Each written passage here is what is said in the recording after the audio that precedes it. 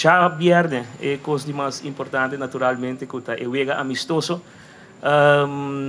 Ele começa 8 horas da noite, porta não de SDK, lo abre por 6 horas da tarde e me tenho visto que praticamente para nós estou bem contente que o estádio está praticamente uitverkocht.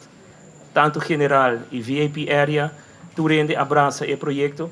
Eu sei que um danke ao povo de Corsol para sostener o projeto aqui caminho de uma maneira grande, Corsol também positivamente dilante. De parte da organização, nós pedimos interpueblo que o domingo, já viernes agora, na EUEGA, por favor, mostra o mundo inteiro conduz nosso pueblo tá e como nos por comportar de evento grande assim aqui. O motivo principal tá que não somente Ajax 1 e Team Curaçao nos respeitam, mas tem interesse internacional mais grande mesmo de mídia para transmitir a UEGA e transmitir o calor que tem no estádio. E para isso aqui é muito importante para nós como pueblo de Curaçao por ter uma conversação na nível.